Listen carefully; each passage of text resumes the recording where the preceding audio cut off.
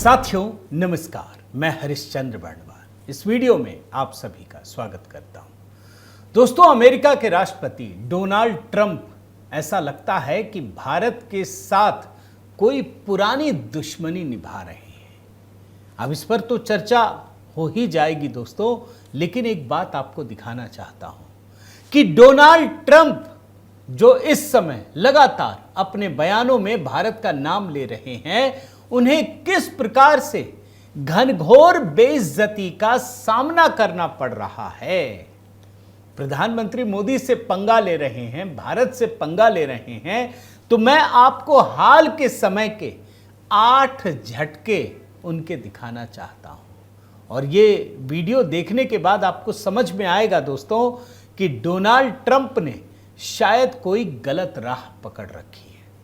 अब इस कहानी को मैं दिखाऊं दोस्तों, डोनाल्ड ट्रंप की घनघोर बेइज्जती की, 8 बेइज्जती की, उससे पहले मैं आपको जरूर बताना चाहूंगा कि देखिए, एक भारतवासी होने के नाते हमारे लिए आने वाला समय थोड़ा चुनौतीपूर्ण मुझे लगता है दोस्तों, और उसकी वजह आप समझ लीजिए। प्रधानमंत्री मोदी जितना काम कर रहे हैं और जिस तरीके से भारत ने विकास की रफ्तार पकड़ी है, अब इस सरकार के, इस देश के कई दुश्मन हो गए हैं। अब आपको मैं एक छोटी सी बात बताता हूं कि प्रधानमंत्री मोदी को आज जब विपक्ष हरा नहीं पा रहा है, तो आप जानते हैं ना कि अब वो भारत की विकास यात्रा में एक व्यवधान खड़ा करना चाहते हैं। वो भारत के उद्योगपतियों को निशाना बना रहे हैं। उन्होंने ये फर्क भुला दिया है कि मोदी का मतलब भारत नहीं होता, मोदी का मतलब सनातन धर्म नहीं होता। अब वो काम कर रहे हैं जिससे भारत बदनाम हो, भारत के आर्थिक विकास पर एक रुकावट लगे। और अब तक तो ये लेफ्ट लिबरल इकोसिस्टम कर रहे थे, उसमें छोटी छोटी अमेरिका की कंपनियां जुड़ गई थी, आप भी जानते हैं। अब तो खुद अमेरिका की सरकार लग गई, अमेरिका का राष्ट्रपति लग गया है दोस्त। ये है बड़ी खबर। लेकिन आज का वीडियो दोस्तों डोनाल्ड ट्रंप पर ही मैं आपको दिखाना चाहता हूं, किस प्रकार से उनकी घनघोर बेइज्जती हो रही है, और मैं 8 घटनाओं की चर्चा करने वाला हूं।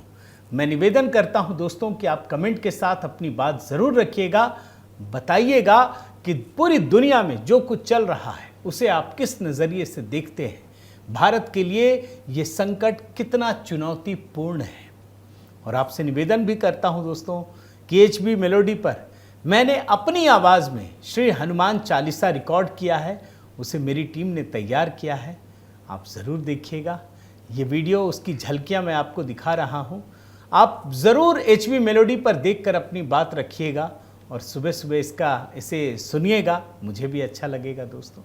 आइए शुरुआत करते हैं। पहला झटका, एक झटके के बारे में बताने वाला हूं।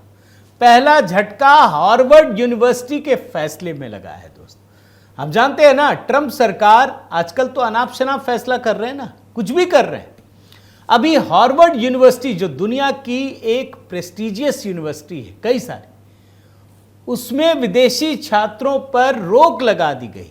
और इसके गृह सुरक्षा मंत्री क्रिस्टी नोएम ने विश्वविद्यालय को एक पत्र लिखकर कहा कि अब अंतर्राष्ट्रीय छात्रों को दाखिला देने की उनकी पात्रता को खत्म कर दिया गया है। हार्वर्ड के दोस्तों student and exchange visitor programme जो सर्टिफिकेशन होता है, उसको रद्द कर दिया गया है। अब ये क्या है मैं आपको बताता हूं। Student and exchange visitor programme America का एक ऑफिशियल सिस्टम है दोस्तों। इसके तहत विदेशी छात्र किसी भी मान्यता प्राप्त यूनिवर्सिटी में दाखिला लेकर वीजा प्राप्त कर सकते हैं। अब अगर ये मान्यता ही खत्म हो जाए, इसका मतलब है कि कोई विदेशी छात्र जो हैं वो यूनिवर्सिटी में कानूनी रूप पर दाखिला नहीं ले सकते हैं। लेकिन हार्वर्ड यूनिवर्सिटी, देखिए इसमें भारत कनेक्शन भी जुड़ा है, मैं भी आपको बताता हूं। हार्वर्ड यूनिवर्सिटी ने इसको एक चुनौती की तरह लिया और साफ कहा कि डोनाल्ड ट्रंप का यह फैसला हमें मंजूर नहीं है। हार्वर्ड यूनिवर्सिटी ने यहां तक कहा दोस्तों कि विदेशी छात्रों के बिना हार्वर्ड नहीं है। ट्रंप का यह फैसला गलत है। हार्वर्ड यूनिवर्सिटी कोर्ट पहुंच गई और चंद घंटों में मैसाचुसेट्स की जो संघीय अदालत है दोस्तों, जहां केस दायर किया गया, कुछ ही घंटों में यूएस डिस्ट्रिक्ट जज एलिसन बरो ने ट्रंप के इस फैसले पर रोक लगा दी। कड़ा झटका, बड़ा झटका, अस्थायी रोक है लेकिन रोक लगा दी गई। आगे सुनवाई होगी, फिर बड़ा फैसला होगा।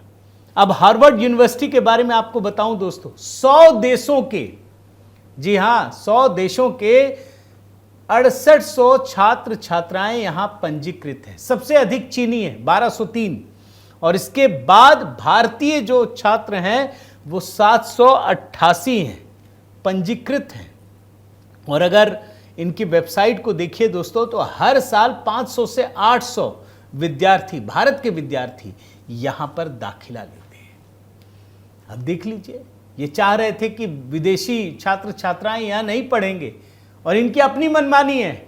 10 तरह की शर्तें थोप दी हैं। हार्वर्ड यूनिवर्सिटी ने कहा हम नहीं मानेंगे। देख लीजिए, बुरी फजीहत हुई है। तो ये तो पहला झटका। दूसरा झटका दिखाता हूं, यह भी सीधे भारत से जुड़ा है, ये तो बल्कि और ज्यादा। एप्पल जो आईफोन कंपनी बनाती है दोस्तों, आपको पता है डोनाल्ड ट्रंप लगातार धमकी दे रहे हैं एप्पल को, और वो भी भारत का नाम लेकर के। 15 मई को डोनाल्ड ट्रंप एप्पल के सीईओ उनसे मिलते हैं, टिम, और टिम से ये कहते हैं कि भाई तुम हमारे दोस्त हो, तुम भारत में आईफोन बना रहे हो, ये नहीं चलेगा, भारत वाले अपना ख्याल रख सकते हैं, तुम अमेरिका में बनाओ। एकदम धमकी दोस्तों, मैं कोट अनकोट में पढ़ता हूं, और आप देख लीजिए क्या कहा है टिम कुक से। मैं नहीं चाहता आप इंडिया में बनाओ, वो खुद अपना देख लेंगे। वो जो लिखते हैं अपने सोशल मीडिया अकाउंट में, मैं वो पढ़ता हूं। टिम मेरे दोस्त हैं, लेकिन अब मैं सुन रहा हूं कि वे भारत में आईफोन बना रहे हैं। मैं नहीं चाहता कि तुम भारत में बनाओ, अगर तुम भारत का ख्याल रखते हो। ये कोट अनकोट में पढ़ रहा हूं दोस्तों। और उन्होंने दावा कर दिया कि टिम ने सुन लिया और अब भारत में नहीं बनेगा। लेकिन जानते हैं सच्चाई क्या है? टिम कुक ने मना कर दिया। डोनाल्ड ट्रंप यहां झूठ बोल रहे थे। उन्होंने साफ मना किया कि अमेरिका में नहीं बनेगा। इसके बाद डोनाल्ड ट्रंप को लगा कि यार अपनी तो बेइज्जती हो गई। वो फिर से आए। अब उन्होंने फिर से नई धमकी दी कि अब अगर भारत से आईफोन बनाना बंद नहीं करोगे, तो भारत से अगर आईफोन आएगा तो अमेरिका में 25% टैक्स लग जाएगा। आप जानते हैं क्या हुआ?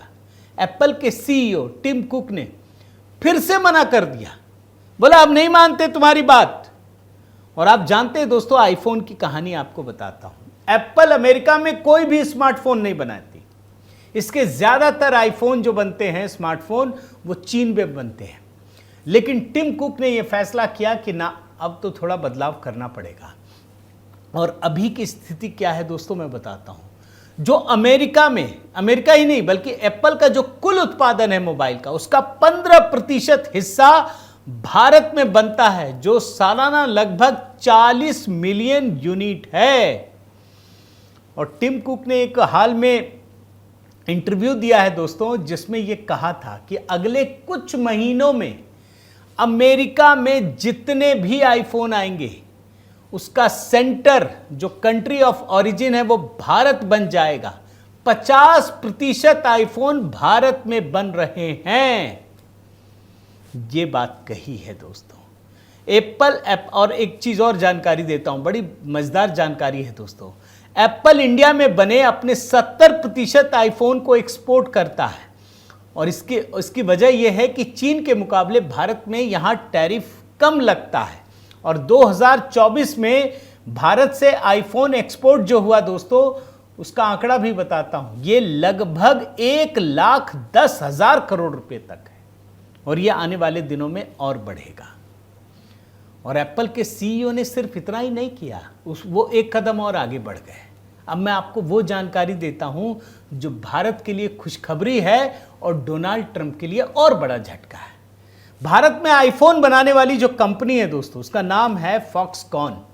उसने एक और बड़ी घोषणा कर दी है, और ये पिछले एक हफ्ते की घोषणा बता रहा हूं। दुनिया की सबसे बड़ी इलेक्ट्रॉनिक्स मैन्युफैक्चरर फॉक्सकॉन ने कर्नाटक के देवनहल्ली में एक प्लांट में $2.5 अरब से भी अधिक का निवेश किया है। 2.56 अरब डॉलर का निवेश किया है 300 एकड़ में। बड़े ध्यान से सुनिए, दुनिया का दूसरा सबसे बड़ा हॉस्टल है। 300 एकड़ में हॉस्टल बना रही है जो कई गांवों तक फैला हुआ है। बेंगलुरु से सिर्फ 23 किलोमीटर का फासला है एयरपोर्ट से। यहां 3000 करोड़ रुपए का निवेश है और इस हॉस्टल में 30,000 एम्प्लॉय रखे जाएंगे। और जानते हैं ये जो प्लांट बन रहा है ना, यहां 1 लाख आईफोन बनेंगे हर साल। अब आप कल्पना कीजिए, एप्पल को धमका रहे थे ना डोनाल्ड ट्रंप, एप्पल ने औकात दिखा दी कि तुम्हारी ये औकात है। और आपको एक और जानकारी देता हूं, अगर वो अमेरिका में 25% टैरिफ भी लगा देना, तब भी भारत में बनाना सस्ता अमेरिका से। भारत में सुविधाएं ज्यादा हैं। तो ये डोनाल्ड ट्रंप को दोस्तों दूसरा सबसे बड़ा झटका है। अब बात करते हैं दोस्तों तीसरी बेइज्जती की। डोनाल्ड ट्रंप की किस प्रकार से तीसरी बेइज्जती है, और ये चीन के साथ हुई। ये तो लगातार महाशय बोल रहे थे ना चीन के साथ कि हम टैरिफ लगा देंगे, ये करेंगे, वो करेंगे, और बढ़ा बढ़ा करके 145% पे पहुंचा दिया दोनों ने। आप जानते हैं दोनों के बीच एक समझौता हुआ है और दोनों ने 115% कटौती का ऐलान कर दिया है। 90 दिनों के लिए हुआ है। तो अब सवाल है कि ये जो धमकी दे रहे थे डोनाल्ड ट्रंप चीन को, कहां गए, कहां पहुंचे? आप खुद सोचिए दोस्तों, किस प्रकार से पलटते हैं ये मैं आपको दिखाना चाहता हूं। और डोनाल्ड ट्रंप की जो जुबान की वैल्यू है ना, वो कितनी है ये मैं आपको दिखाना चाहता हूं। एक चौथी बेइज्जती सीरिया से जुड़ी हुई है, और ये बेइज्जती तो कमाल की है दोस्तों। आप जानते हैं सीरिया में एक शख्स है अहमद अल सारा। अमेरिका ने 8 साल पहले इसको वैश्विक आतंकवादी घोषित किया था और उस पर $10 मिलियन का इनाम, $1 करोड़ का इनाम समझ लीजिए, यह अमेरिका ने घोषणा की थी। आप जानते हैं ट्रंप उससे गलबहियां कर रहे हैं। वो सीरिया का राष्ट्रपति बन गया है, ट्रंप उसका गुणगान कर रहे हैं। आप खुद सोचिए, जिसे अमेरिका ने अंतरराष्ट्रीय आतंकवादी घोषित किया, $1 करोड़ का इनाम घोषित किया, ट्रंप उसके साथ गलबहियां कर रहे हैं। और उसके लिए भी सऊदी प्रिंस सलमान की मध्यस्थता करवानी पड़ी। कहना पड़ा कि आप ही के साथ मिलेंगे, मिले उनसे। अब क्यों मिले ये तो मैं आगे आपको दिखा दूंगा, लेकिन इस वजह से दोस्तों जो रियाद में इनकी मुलाकात हुई है, पूरी दुनिया में किरकिरी हो रही है। यह पता चल रहा है कि डोनाल्ड ट्रंप पैसों के लिए किसी भी हद तक गिर सकते हैं, कहीं भी जा सकते हैं। पांचवी बेइज्जती, अब चूंकि मैंने मध्यस्थता की बात कही तो मैं आपको दिखा रहा हूं। ये तो सऊदी प्रिंस की मध्यस्थता से एक आतंकवादी से मिल रहे हैं जिसकी घोषणा इन्होंने ही की थी। ये जनाब कह रहे थे कि भारत की मध्यस्थता हमने की है, हमारी मध्यस्थता की वजह से भारत पाकिस्तान के बीच समझौता हुआ है। कुछ ही समय में पलटना पड़ गया, मैंने तो ऐसा नहीं कहा था, मैंने मध्यस्थता नहीं की थी। और इस बेइज्जती को तो खैर पूरी दुनिया ने देखा दोस्तों।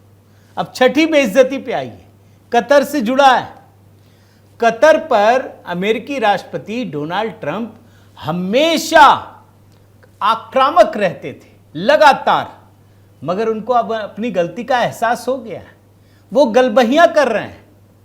और आपको एक जानकारी देता हूं दोस्तों कि हाल ही में जब ट्रंप गल्फ देशों की यात्रा पर गए तो उनका दूसरा पड़ाव कतर ही था। यानी जिस कतर को गाली देते थे, जिस कतर के खिलाफ आक्रामक रहते थे, उन्हीं के चरणों में जाकर डोनाल्ड ट्रंप झुक गए। अब मैं आपको सातवीं बेइज्जती की बात बताता हूं, और इसी से बाकी सारे मामले जुड़े हैं। आप जानते हैं दुनिया का सबसे बड़ा कर्जदार है अमेरिका, उसे पैसे चाहिए, और इसीलिए डोनाल्ड ट्रंप लगातार हर देश का भ्रमण कर रहे हैं। अभी जैसे खाड़ी देशों में गए, सऊदी अरब, कतर और संयुक्त अरब अमीरात। तो जानते क्या कह रहे थे? हमारे देश में बहुत पैसा आ रहा है, हमारे देश में बहुत नौकरियां आ रही हैं, ऐसा कभी नहीं हुआ। और वो दावा कर रहे हैं कि $2 ट्रिलियन की उन्होंने डील की है, $2 ट्रिलियन।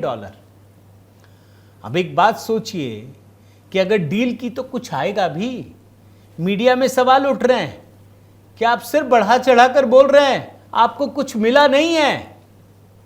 और इसकी वजह क्या है ये मैं आपको बता देता हूं दोस्तों। अमेरिका दुनिया का सबसे बड़ा कर्जदार है। अगर भारत से तुलना करें ना तो 10 गुना ज्यादा कर्जदार है। एक स्टैटिस्टिक्स होता है दोस्तों, वर्ल्ड ऑफ स्टैटिस्टिक्स, इसके द्वारा जारी किए गए आंकड़ों पर अगर आप नजर डालें तो इस समय दुनिया पर कुल 102 ट्रिलियन डॉलर का कर्ज है और इसमें सबसे बड़ा हिस्सेदार अमेरिका है, जिस पर 36 ट्रिलियन डॉलर का कर्ज हो चुका है, जो कि पूरी दुनिया के कर्ज का 34.6% है। और ये जो डोनाल्ड ट्रंप हरकत कर रहे हैं ना कि मैंने धमकी दी, कारोबार बंद कर देंगे और भारत पाकिस्तान चुप हो गया, भारत चुप हो गया, ये दरअसल अपनी कमियों को उजागर कर रहे हैं दोस्तों। और एक 8वीं बेइज्जती ये भी बता देता हूं। अमेरिका के राष्ट्रपति डोनाल्ड ट्रंप ने अभी हाल के समय में कम से कम 7-8 बार भारत की चर्चा की है। जहां जाते हैं भारत का नाम ले रहे हैं, कभी विद्यार्थियों के नाम पर, कभी एप्पल के नाम पर, कभी मध्यस्थता के नाम पर लगातार बयान दे रहे हैं। मतलब वो खुलकर अपनी दुश्मनी जाहिर कर रहे हैं, पाकिस्तान के गुण गा रहे हैं। अब सारे लोगों के मन में सवाल उठ रहा है कि ऐसा क्या हो गया भाई। तो एक नई चीज पता चली है दोस्तों, और यही है पाकिस्तान के प्रेम की असली वजह। इनकी एक कंपनी है दोस्तों, रिश्तेदारों की एक कंपनी, अमेरिकी कंपनी वर्ल्ड लिबर्टी फाइनेंशियल की पाकिस्तान के साथ एक डील हुई है। और ये जो WLF है ये एक दरअसल क्रिप्टो करेंसी फर्म है जिसमें डोनाल्ड ट्रंप के परिवार की 60% हिस्सेदारी है। और इसी कंपनी में पाकिस्तान के आर्मी चीफ असीम मुनीर की भी संलिप्तता है। यानी क्रिप्टो करेंसी फर्म में जिसमें डोनाल्ड ट्रंप का परिवार भी जुड़ा है और असीम मुनीर की भी उसमें भागीदारी है। अब इतना बड़ा व्यावसायिक रिश्ता हो दोस्तों तो आप खुद समझ लीजिए क्या होगा। तो डोनाल्ड ट्रंप, मैं यही कहूंगा कि अपने हितों को सर्वोपरि रखते हुए अमेरिका के हितों को नजरअंदाज कर रहे हैं और अपने बड़बोलेपन की वजह से अमेरिका को भी बदनाम कर रहे हैं। मगर मैंने जैसा शुरू में कहा दोस्तों कि इस समय भारत के लिए एक चुनौतीपूर्ण रास्ता तैयार दिखता है। भाई लेफ्ट लिबरल गैंग तो हैं ही जो मोदी के बहाने पूरे देश को रोकना चाहते हैं, लेकिन इस समय अमेरिका की सरकार, अमेरिका का राष्ट्रपति खुद भारत के हितों के खिलाफ खड़ा हुआ नजर आता है। और यहीं आकर के भारतवंशियों की चुनौतियां दोस्तों बढ़ी हुई नजर आती है। आप इस वीडियो को कैसे देखते हैं दोस्तों, जरूर बताइएगा। इस पूरी घटना को, जो कुछ दुनिया में चल रहा है, देखिए लेफ्ट लिबरल गैंग तो बता रहा है कि मोदी जी देखिए अमेरिका आपके साथ ऐसा ऐसा कर रहा है, मोदी जी को ही ब्लेम कर रहे हैं। लेकिन असलियत ये है ना दोस्तों कि अगर ये देश कोई गरीब गुरबा होता ना तो किसी को फर्क नहीं पड़ता। ये देश प्रगति की राह में आगे बढ़ रहा है और यही बात अमेरिका को नागवार गुजर रहा है। आपके कमेंट की प्रतीक्षा है दोस्तों, ज़रूर बताइएगा आप क्या सोचते हैं। साथ ही आपसे निवेदन करता हूं कि अगर आपने इस चैनल को सब्सक्राइब नहीं किया है तो ज़रूर कीजिए, लाइक कीजिए, कमेंट कीजिए, बेल आइकन दबाइए। और हाँ दोस्तों, HB मेलोडी पर मैंने श्री हनुमान चालीसा अपलोड किया है, मेरी ही आवाज़ में है, उसे ज़रूर सुनिएगा, अपनी राय दीजिएगा। बहुत बहुत धन्यवाद। जय सिया राम।